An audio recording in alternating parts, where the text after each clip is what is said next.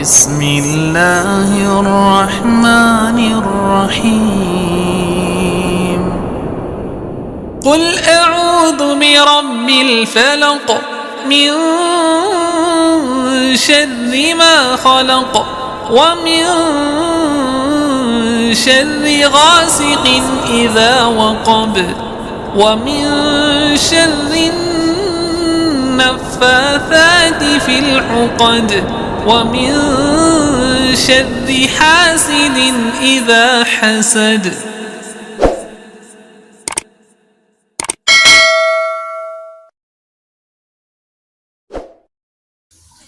Bismillahirrahmanirrahim. Assalamualaikum warahmatullahi wabarakatuh.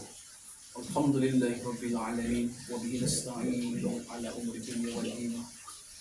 Wassalatu wassalamu ala asrofil anbiya'i wal mursalin wa ala alihi wa sahbihi ajma'in. Amma ba'd.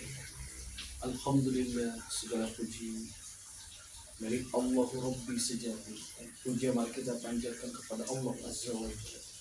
Dan syukur mari kita panjatkan kepada Allah Rabbul Ghafur karena atas kudrat iradatnya. Kalau bukan karena ridho, izinnya, kekuatan, kemampuan, semoga itu menjadi catatan amal soleh yang dicatat oleh malaikat Raqib. Amin amin ya Allah ya Rabbal alamin. Saudaraku yang dirahmati Allah Ta'ala, izinkan pada kesempatan ini kembali lagi di channel YouTube saya akan menyampaikan jangan bermain-main dalam kemusyrikan. Temanya itu. Kenapa jangan bermain-main dalam kemusyrikan? Karena Allah sudah berfirman di dalam Al-Quran. A'udzubillahi minasyaitonirrajim. Bismillahirrahmanirrahim. Inna syirka la zulmun 'adzim. Al-ayat sadaqallah. Di ayat ini, surah Al-Luqman ini, Allah telah menjelaskan kepada kita sesungguhnya dosa syirik, kemusyrikan itu adalah dosa yang satu-satunya tidak akan diampuni oleh Allah. Jadi perlu saya mengingatkan kepada saudaraku, khususnya pribadi saya mengingatkan kepada saudara-saudaraku, hati-hati dalam melangkah, dalam beraktivitas, dalam mengerjakan sesuatu. Yang pertama, dibangun niatnya adalah niatnya harus lillahi ta'ala, tujuannya harus lillahi ta'ala, sebagaimana dalam hadis Rasulullah Muhammad sallallahu alaihi wasallam, dalam hadis arba'in pada Nabi sallallahu alaihi wasallam, innamal a'malu binniyat, sesungguhnya amal itu tergantung niat. Dari sini sudah jelas kalau kita menjalankan aktivitas ibadah kita, misalkan kita mengerjakan sholat, usahakan sholat itu semata-mata karena Allah. Jangan kita mengerjakan sholat duha namun niatnya agar rezeki lancar, biar kaya. Jangan sampai kita membaca kalamullah, membaca Al-Quran, tetapi niatnya adalah agar lancar rezeki, lancar usaha. Mengerjakan sedekah, berbagi kepada saudara-saudara kita, tetapi niatnya agar dibalas 7 kali lipat, agar diganti lagi sama Allah. Nah, itu juga belum lillahi ta'ala. Kenapa semuanya harus lillahi ta'ala? Karena kita ketika sholat selalu ikrar, di iftitah kita membaca inna sholati wa nusuki wa mahyaya wa mamati lillahi rabbil alamin. Di sholat kita telah berjanji, berikrar, sesungguhnya sholatku, ibadahku, hidup dan matiku untuk Allah Ta'ala. Ingat, ikrar itu pernah kita ucapkan setiap sholat 5 waktu. Berarti ketika kita sholat 5 waktu, tetapi sholat kita masih karena duniawi, karena ingin kekayaan, membaca Al-Quran, niatnya masih agar lancar rezeki untuk kekayaan. Niat membaca surat Yusuf, tetapi niatnya agar perempuan suka. Nah, sedekah niatnya biar diganti 7 kali lipat, agar kaya. Semua yang kita lakukan kalau tujuannya itu bertentangan dengan surah Al-An'am. Qul inna salati wa nusuki wa mahyaya wa mamati lillahi rabbil alamin. Kata Allah, katakanlah Muhammad, sesungguhnya sholatmu, ibadahmu, hidup dan matimu adalah untuk Rabbul Alamin, Allah yang menguasai alam semesta. Jadi untuk saudaraku, sudah jelas di sini kenapa basicnya seorang muslim niatnya, tujuannya harus lillahi ta'ala, karena ini agar mendapatkan ridhonya, agar mendapatkan pahala yang sesuai apa yang kita kerjakan. Jangan sampai kita capek mengerjakan suatu amal ibadah tetapi nanti di akhirat kosong karena salah niatnya, karena salah tujuannya, sehingga niat dan tujuan yang salah itu akan kembali dicatat oleh malaikat atid, tapi niat tujuan yang baik itu akan dicatat oleh malaikat rohib sebagai amal soleh.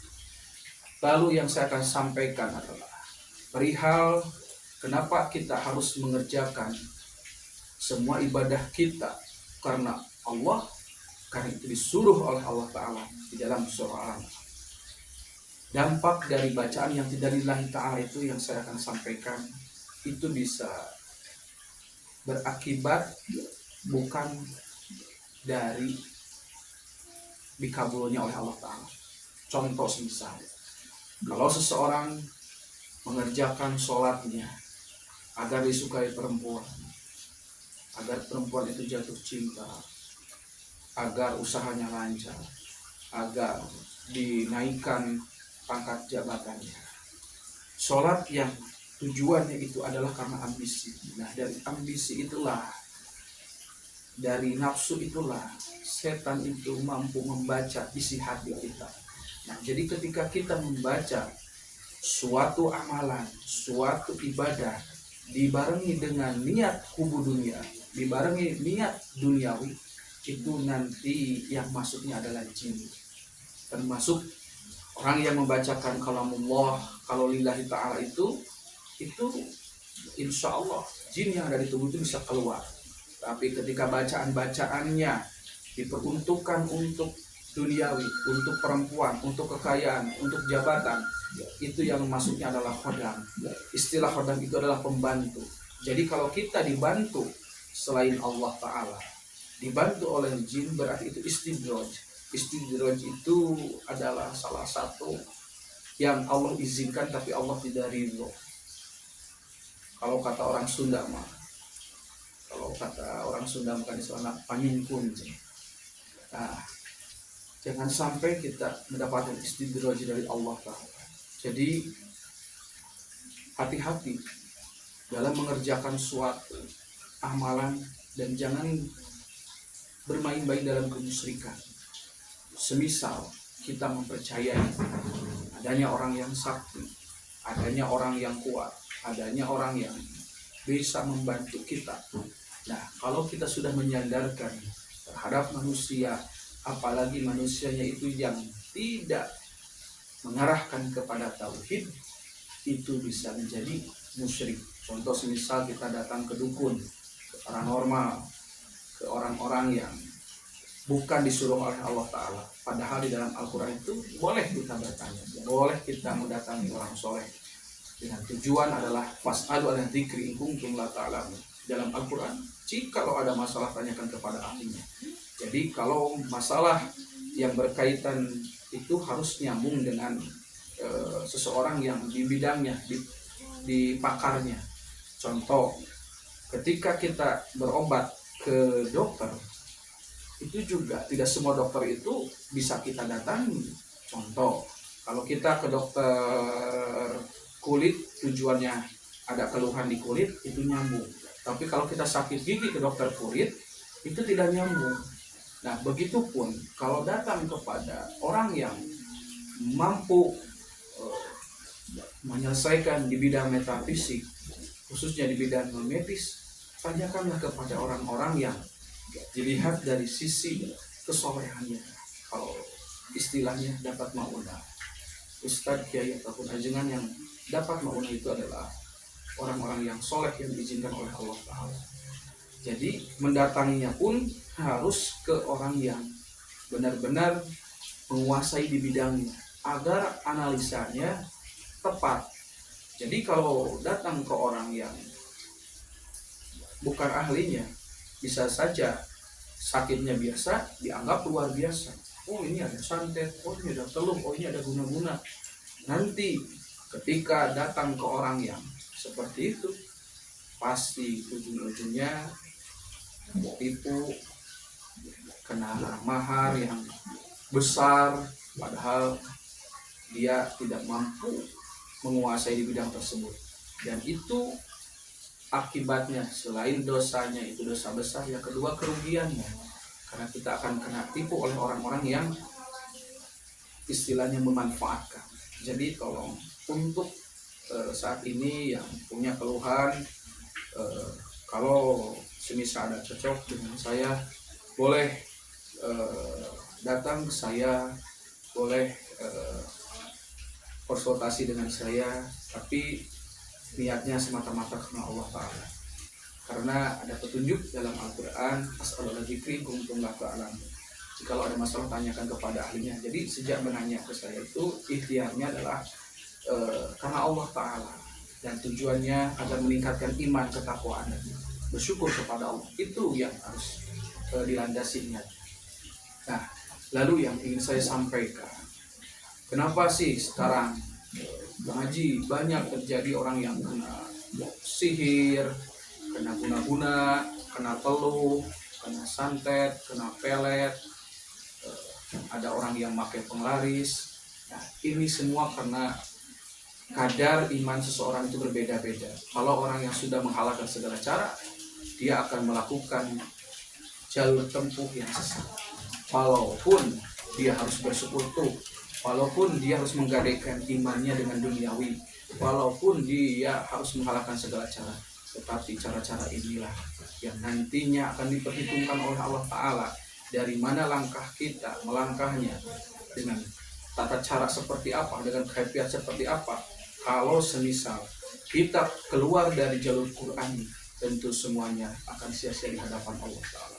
Saudaraku, saya ingin menjelaskan kenapa saat ini banyak yang terkena gangguan non medis tetapi tidak tersembuhkan. Itu karena ditanganinya bukan oleh ahlinya. Nah, kalau oleh ahlinya itu pasti dia akan mengarahkan kepada tobat, kepada Allah, khususnya untuk berbenah diri, muhasabah. Nah, kalau saya sendiri pribadi mengajak kepada siapapun pasien saya adalah untuk yang pertama kali ditanyanya adalah ikrar, maukah kembali ke jalan Allah Ta'ala. Ketika pasien yang datang kepada saya bertanya, apakah saya akan sembuh? Wallahu a'lam, kata saya. Cuma kata Allah Ta'ala di dalam Al-Quran, ud'uni astajib lakum wa yastajibul ladzina amanu wa amilus sholihat. Allah berfirman di dalam Al-Quran, berdoalah kepada aku, niscaya aku akan mengabulkan doamu apabila kamu beriman serta mengerjakan amal soleh. Nah, kalau saya yakin dengan seyakinnya, ketika kita benar-benar imannya ditingkatkan, amal solehnya banyak, itu insya Allah doa kita akan dijabah oleh Allah Ta'ala. Nah, kenapa kuncinya harus taubat? Karena dengan taubat itulah berarti kita mengimani wa nunazzilu minal qur'ani ma huwa shifaa'u wa rahmatul lil mu'minin wa la yazidudz zalimina illa khasara. Di ayat ini jelas, dan sesungguhnya Al-Quran itu diturunkan ke muka bumi adalah untuk menjadi penyembuh ada dalam dada kita, termasuk semua penyakit di seluruh muka bumi ini akan Allah sembuhkan atas izinnya, atas kuasanya, dengan kekuatannya. Itu karena mengaplikasikan apa yang dimau oleh Allah di dalam Al-Quran. Nah, yang dimau oleh Allah Ta'ala kepada kita hambanya adalah benar-benar sadar bahwa tugas manusia itu adalah Allah ciptakan sebagaimana firman Allah Ta'ala dalam surah Az-Zariyat. A'udzubillahi minasyaitonirrajim. Bismillahirrahmanirrahim. Wa ma khalaqtul jinna wal insa illa liya'budun. Al-ayat sadaqallah. Yang artinya di ayat ini adalah, dan sungguh kami, kata Allah, ciptakan jin dan manusia adalah untuk beribadah. Sudah terjawablah dalam surah Az-Zariyat ini bahwasannya manusia diciptakan, bahwa Allah menciptakan jin dan manusia ini adalah untuk beribadah. beribadah yang ikhlas, beribadah yang tingkatannya mukhlisin, beribadah yang ingin mendapatkan ridhonya. Karena kalau Allah sudah meridhoi dan diizinkan oleh Allah Ta'ala, semua apapun itu akan diijabah oleh Allah Ta'ala, termasuk sakit medis ataupun non medis. Misal banyak saat ini yang saudaraku terkena penyakit medis belum sembuh, ada yang migrain, ada yang kena vertigo, ada yang kena kanker otak, ada yang kena keluhan di mata, plus minus glaukoma, ada yang terkena penyakit di bagian telinganya mendenging, kurang mendengar, bahkan tuli, ada yang terkena penyakit jantung, paru-paru, ada yang terkena asam lambung di perutnya, mah. Terus ada juga yang terkena penyakit stroke, diabetes, banyak hal-hal penyakit semacam medis itu yang mungkin saat ini bagi saudaraku yang belum sembuh, sebenarnya kalau kita mau kembali ke jalan Allah Ta'ala, itu adalah kuncinya. Karena Allah akan mengabulkan doa kita apabila kita benar-benar bertobat dengan sebaik-baiknya. Karena kunci dari tobat itulah yang nanti kita akan mendapatkan bonus kesembuhan dari Allah Ta'ala. Oke saudaraku, jangan bermain-main dalam kemusyrikan. Itu banyak contoh yang saya ingin sampaikan. Di antaranya adalah terutama bagi siapapun yang punya ilmu genetika, ilmu terah, ilmu turunan, saya mengajak untuk kembali ke jalan Allah Ta'ala. Itu harus dilepas. Karena apabila seseorang punya ilmu keturunan yang diistilahkan indigo, dia bisa berkelahi dengan punya kekuatan, bisa punya kekuatan yang dibantu oleh khodam, terus dia punya ketajaman hati. Tapi kalau semua itu dibantu oleh ilmu keturunan itu jadi jin yang nempel di leluhur kita. Ya, ketika ikrarnya sumpah 7 turun itu meneteslah melalui darah daging, melalui saraf, melalui sifat. Nah, ketika itu muncul di keturunannya, kalau sudah tahu ada ilmu turunan, saya ajak untuk kembali ke jalan Allah Ta'ala. Ayo lepaskan semua ilmu itu. Karena saya akan analogikan, kalau seseorang punya ilmu itu ujungnya jin di tubuh. Kalau ada jin di tubuh dan kita meminta bantuan, yang meminta pertolongan, itu sudah menjadi dosa musyrik di hadapan Allah Ta'ala. Apabila kemusyrikan itu tidak dilepas, tidak diputus di tubuh kita, maka kita akan senantiasa dalam kerugian. Na'udzubillahi min dzalik. Jadi sudah jelas kalau jin yang di tubuh itu tidak muslim, karena jin muslim itu tidak akan menempati tubuh. Itu yang ingin saya sampaikan. Jadi saudaraku yang bangga dengan punya ilmu turunan, ayo saatnya kita kembali ke jalan Allah Ta'ala. Lalu kita mohon ampunkan untuk orang tua sebelum kita yang pernah melakukan kemusyrikan, dengan doanya seperti ini. Bismillahirrahmanirrahim. Alhamdulillahirabbil alamin. Asyhadu an la ilaha illallah wa asyhadu anna Muhammadar Rasulullah. Allahumma shalli ala Muhammad wa ala ali Muhammad kama shallaita ala Ibrahim wa ala ali Ibrahim wa barik ala Muhammad wa ala ali Muhammad kama barakta ala Ibrahim wa ala ali Ibrahim fil alamin innaka Hamidum Majid. Ya Allah, iyyaka na'budu wa iyyaka nasta'in. Ya Allah, kumohon kepadamu jikalau orang tua sebelumku pernah menurunkan ilmu yang tidak sesuai Al-Quran dan Sunnah Rasulullah Muhammad SAW, ampuni dosa syirik, dosa musik orang tua sebelumku. Dan jika ada sumpah ilmu 7 turunan, putuskan melalui doaku yang aku panjatkan kepadamu ya Allah. Amin. Ya Allah, aku mohon jika ada ilmu leluhur yang masuk ke dalam tubuhku melalui organ tubuhku, dari ujung kepala sampai ujung kakiku ya Allah, yang tidak aku bisa lihat namun terlihat oleh kuasa-Mu, aku mohon agar Kau berkenan melepaskan makhluk tersebut dan kembalikan kepada tempatnya ya Allah, dengan kuasa-Mu, dengan kekuatan ya Allah. Amin. Subhanallah walhamdulillah wa la ilaha illallah wallahu akbar wala haula wala quwwata illa billahil alil azim. Nah, dengan doa tersebutlah, dengan doa yang kita lantunkan seperti itulah, insya Allah itu adalah bagian doa yang sesuai sunnah Rasulullah Muhammad SAW. Karena mendoakan orang tua yang sudah wafat, orang tua yang sudah meninggal, nah itu adalah bagian kewajiban kita sebagai keturunannya yang mendoakan sebagai doa anak soleh. Doa anak soleh itu adalah doa yang benar-benar dikumandangkan, dilantunkan untuk orang tua kita yang sudah wafat, kakek nenek buyut kita yang sudah wafat, meminta ampunan seperti doa yang sering kita doakan ya, Allahumma ighfir lahu warhamhu wa'fu anhu untuk laki. Kalau untuk umum semua keluarga, Allahumma ighfir lahu warhamhu wa'fu anhu.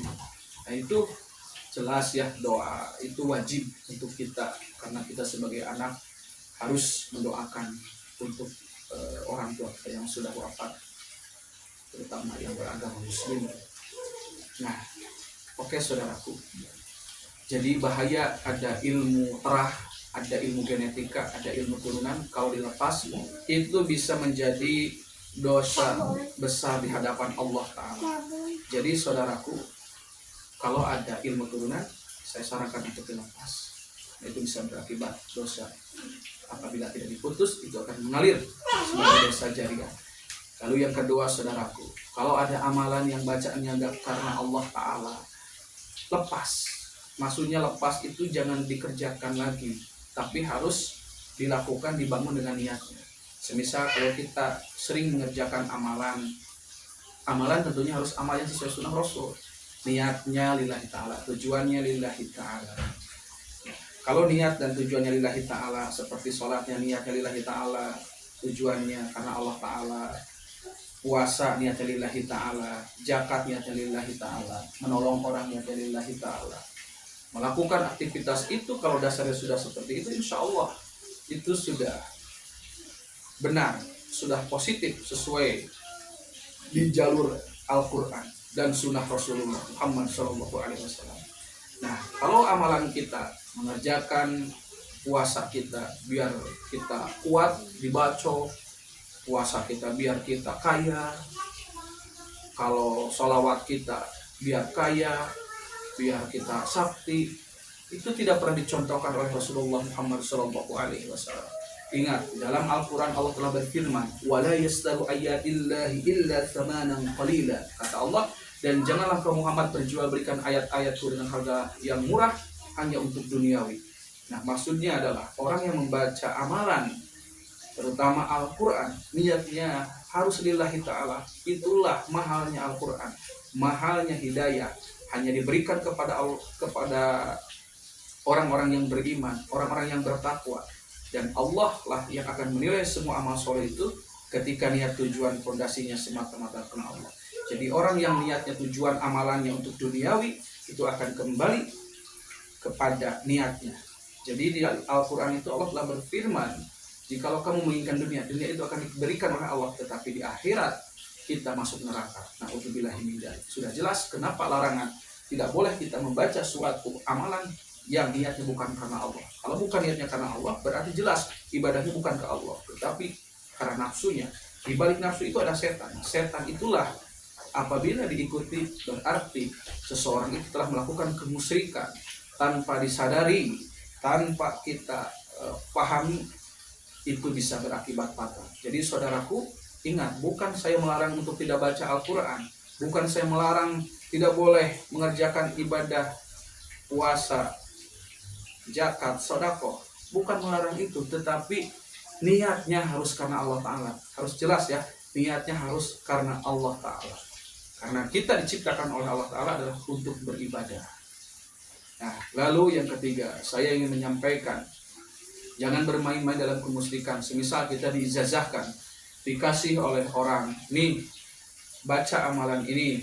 Kalau kamu baca ini, kamu nanti bisa kebal. Kalau kamu baca ini, kamu bakal laris dagangannya. Kalau kamu baca ini, kamu akan disukai perempuan. Semisal kita terima amalan itu, berarti itu ilmu yang diijazahkan, yang diakadkan, yang diberikan, kita terima. Nah, ketika niatnya sudah melenceng bukan karena Allah, itu sudah jelas amalan tersebut tidak sesuai syariat Islam. Lalu yang membantunya siapa itu? Itulah yang dinamakan khodam. Istilah pembantu itu adalah nama kata lain dari wujud jin. Jin itu bisa membantu ketika yang membacanya bukan karena Allah. Jadi jin juga berbeda-beda, ada yang taat, ada yang tidak taat, ada yang munafik gitu. Nah, jadi kalau kita mengikuti bantuan jin yang munafik, ya berarti kita juga sama dengannya. Kalau kita mengikuti Al-Quran dan Sunnah Rasulullah Muhammad SAW, insya Allah ilmu yang akan dijazakannya pun tidak akan keluar dari jalur Quran dan Sunnah Rasul. Nah, lalu yang saya ingin sampaikan, Haji, kenapa saat ini saya tidak sembuh dari penyakit saya sering kerasukan, sering kesurupan. Nah, itu mungkin karena kita dulunya sering melakukan kemusyrikan, bahkan sampai saat ini belum kita lepas sepenuh hati. Kalau kita sadar dan ingin kembali ke jalan Allah Ta'ala, ya apapun kemusyrikan, baik dari ilmu keturunan, amalan, ilmu yang diijazahkan yang tidak sesuai sunnah Rasul, pengobatan yang tidak sesuai sunnah Rasul, atau pernah berziarah ke tempat-tempat yang dikeramatkan tetapi niatnya bukan karena Allah, mengingat kematian, tetapi malah minta kepada orang yang sudah meninggal. Nah, itu juga harus dilepas. Nah, sebenarnya gangguan non medis, sihir, telur, santet, pelet, guna-guna itu bisa disembuhkan atas izin Allah Ta'ala, asalkan kita berkonsultasi kepada ahlinya. Nah, kepada ahlinya di sini adalah kepada kiai, ustadz, ulama yang memahami di bidang tersebut. Karena apabila kita untuk taubat ini tidak tahu kaifiatnya, tidak tahu tata caranya, tidak tahu cara berdoanya, tidak tahu cara merubah, mengevaluasi kesalahannya, nah itu nanti kita tidak akan connect, tidak akan sesuai dengan anjuran Allah Ta'ala di dalam Al-Quran. Nah, maksud saya adalah kalau kita awam di bidang tersebut, ya konsultasilah kepada ahlinya. Insya Allah kalau saya yang pernah saya tangani, alhamdulillah 99% bahkan 100% orang yang bertobat, orang yang kembali ke jalan Allah Ta'ala, semuanya sembuh atas izin Allah Ta'ala.